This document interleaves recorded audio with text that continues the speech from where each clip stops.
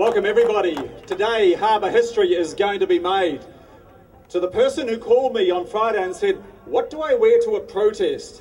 I hope you are here and suitably attired. We all are well attired and ready to rumble. This is a significant day in the history of Auckland because today is the day we draw a line in the sand. I'm absolutely privileged to be here, but I'm not delighted. I don't think any of us are delighted to be here, but we must be here.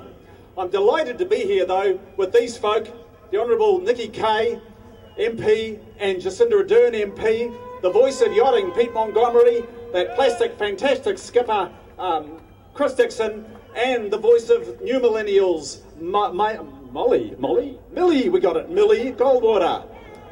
Today, let's give it up for all of them.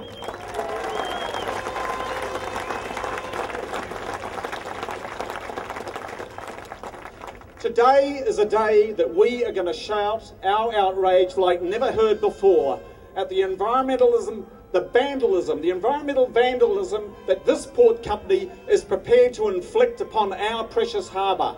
It is that company, that board of directors and that management system at the port company that our outrage is directed at today. Today, we begin to turn that tide on the port company determined to inflict that vandalism. Be it Bledisloe extensions or so-called reclamations, we will have no more of it.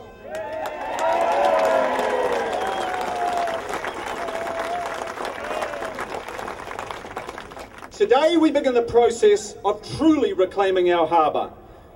And that is for the people and the place of Auckland, for all of Auckland. All Aucklanders, we reclaim our harbour today, not the relentless plundering of the port company.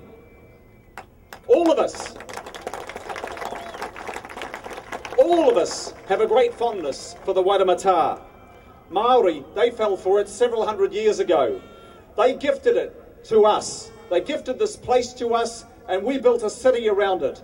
For several hundred years, almost 175 years, it has been a port city, but it's a lot more than that now. It's a harbour edge city built around an absolutely stunning harbour. It is absolutely unique.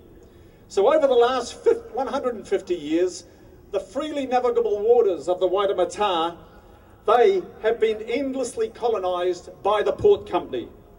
I want you to picture yourself about 800 metres up the road there, standing on the Fort Street corner and looking towards the sun. Imagine yourself standing there. In front of you, some 5,000 acres has been given up.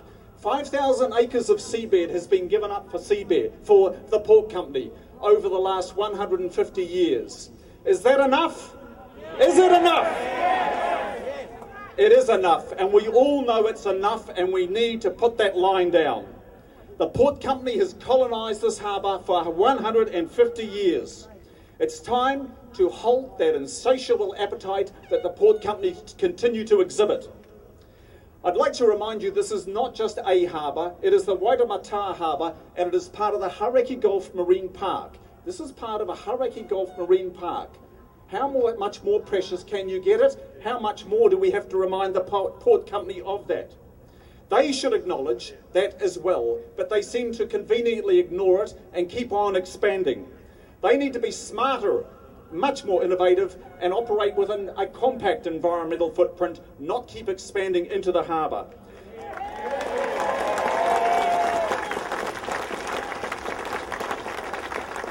Six weeks ago, it was revealed that the ports of Auckland had cunningly secured consents to extend the Bledisloe wharves, two wharves, by approximately 100 metres northwards out into the harbour. These applications were not publicly notified. You knew nothing about it. I didn't know anything about it, and I'm a councillor, and I, on your behalf, sit there with others around the table in ownership of the port. We knew nothing. You didn't know anything. We didn't know anything. Where's that useless man? Are you surprised? Are you shocked? Are you angry? Between those two extensions, they intend to reclaim an area equal to 50 average-sized residential sections. Say 600 square metre sections, multiply that by 50, it's 30,000 square metres of seabed. 30,000 square metres of water space, and that is the equivalent to about $500,000 cubic metres, I should say, of concrete and spoil dumped into the harbour. That's what it equates to. So from this vantage point where we are today, if you can crane your neck and look out towards Browns Island, Bean Rock, North Head, the harbour entrance, you can see that there's a beautiful opening. That will all be gone. From this vantage point, which we paid $40 million to gain for you, that will be obliterated by berthed ships, wharf extensions, reclamations and stacked cargo. That will be your new view, which you paid $40 million for. But that's not where it stops. The port company wants to go further.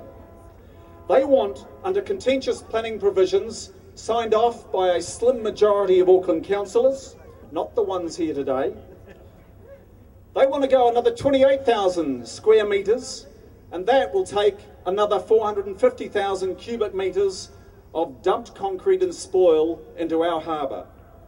This could have all been avoided if the Mayor had have kept his promise from 2013, when the Mayor said to Aucklanders there would be no further port expansion until such time as a long-term study of the port location and development was undertaken and an informed discussion with Aucklanders took place. That never happened, if only. So our call is this. Our call is this today. Stop the Bledisloe extensions. It's as simple as that. Stop the Bledisloe extensions. That's the message we're sending down to the port company. Undertake the long-term study, as the Mayor promised.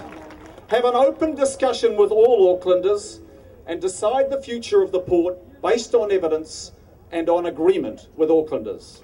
That's our call. 3 weeks ago, a man climbed a 500-year-old kauri tree out in the Waitakeries. I'm sure you're familiar with it. There he is, right there. Michael Tavares, good lad. Give him a hand. Michael, there's some very high container cranes over there. They look like kauri trees. The roar came down the valleys from the Waitakeries and it reached to Wellington, and members of Parliament popped up and voiced their views. Town Hall heard it as well, and councillors popped up and they voiced their views, and things changed. That worthy event is but a curtain raiser to what's about to take place. But a curtain raiser. This harbour, those trees 500 years old, this harbour has been 10,000 years in the making. You do not tamper to the degree that we are tampering with a harbour as precious as this. Last Friday, 100 prominent Aucklanders signed up to stand up for this harbour. We have the weight of those champions on our side, and we stand with 1.4 million Aucklanders and for future Aucklanders against the port plans. So it's time now, folks, to sort this port, to safeguard this stunning harbour. It's a finite and absolutely incomparable natural asset. Let's make sure we stand and sort this port finally. Thank you all.